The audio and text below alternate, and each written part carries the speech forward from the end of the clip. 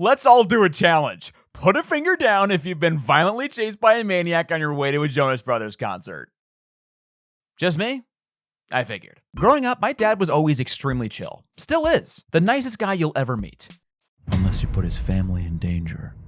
Or cut him off in traffic. Or eat his leftovers from the fridge. Now, while I do think my father's road rage can be a bit dramatic, let's just say the apple doesn't fall far from the tree. Like, I'm sure even my ancestors had, like, boat rage or something.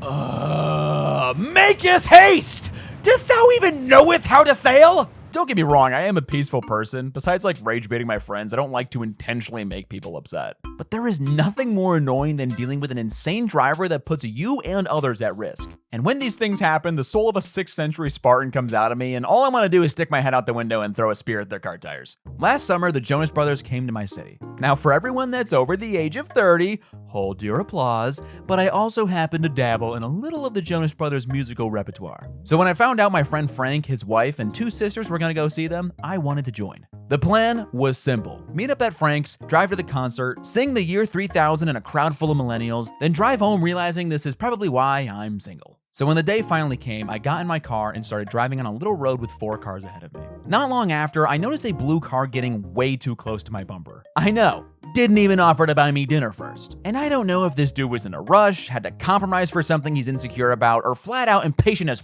frack. But this genius decides that on a 1-lane road to go around me and 4 other cars, literally driving on the curb, just so he can be in front of all of us. Now, for anyone who doesn't know, that's illegal. So then, rightfully so, I laid on the horn for probably a good 15 seconds. The most idiotic part about this was that 1 lane of traffic I mentioned in about 60 seconds opens up to 3 lanes at a stoplight. 1 left turn only lane and 2 straight lanes. So this guy risked all of our lives to go around us just to meet us at the stoplight that lets you pass people. I can't make this up. I then pulled up to the light to turn left and perused around the sea of cars. Don't act like you all don't do this too, but when someone drives like an idiot, you gotta see if they look as stupid as they drive. And who do I see in the far right lane? But our favorite little blue card moron, who was a scrawny, balding dude that was looking way too chill for almost colliding into 4 cars. Now, before I continue, I want to let everyone know that what I did next was very dumb. And if I had not done this, I would not be talking about this in a YouTube video. I honked my horn once more, to which only 1 person in the sea of cars turned their head. Baldy McGee. And since I didn't have my Spartan spear on me, I used my next best weapon. A big, fat thumbs up. Well, it was a different finger, but I think you get the point. I then turned left in victory, since my signal light had turned green and the blue car guy's light was still red. I was feeling accomplished as I drove away, probably blasting the Camp Rock soundtrack or something, I can't really remember. But in the middle of my victory drive, I noticed something in my rearview mirror. Oh, that's not good at all. Blue car guy started following me for flipping him off, for doing something illegal. Captain Male Pattern Baldness was flooring it towards me. And he was like a statue too, gripping the wheel, looking dead at my car. Like, bro was genuinely spamming the same email the entire time. And he literally had his buddy in the passenger seat too, just sitting on his phone as if he's used to being in the car with a psychopath. The most ironic part about this was the fact that this guy was in such a rush getting around me and 4 other cars to beat us to the light earlier, and now he's going in the opposite direction to chase a dude going to a Jonas Brothers concert. All because I bruised his ego. Thinking of all these factors, at that moment, I did the best logical thing I could think of. I stuck my favorite finger out the window and started waving it around pompously. Was that the best idea? Well, in retrospect, no, because this guy then swerved into oncoming traffic to get ahead of me. Which is crazy, because if he crashed into me and I got injured, do you understand how much trouble he would be in? Not just because I would make a silly little cartoon mocking his baldness, but also because I would sue him.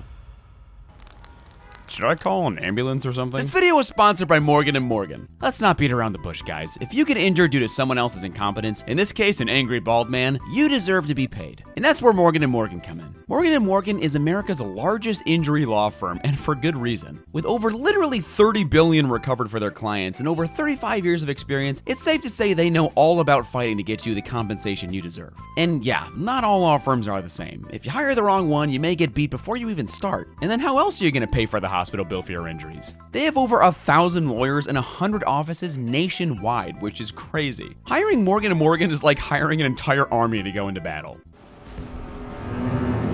Lawyers! Attack!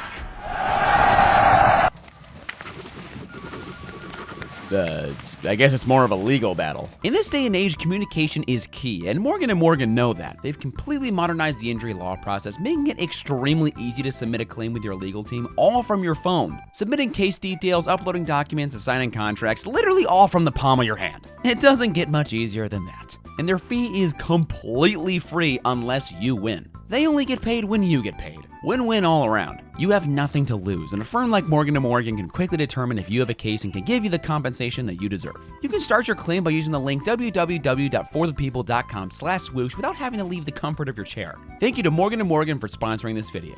Now, back to it. At this point, he's in front of the car ahead of me, and eventually that car takes a right turn. Not good. The blue car guy then decides to slam on his brakes and start swerving around the road to get me to hit him or something. And, okay, I don't mean to sound like I'm bigger than my britches here, because I am definitely not, but I drive an Audi with a sports mode option. And at this point, I was more than happy to finally use it. Huh, maybe one day, little fella. Time to squash this bug.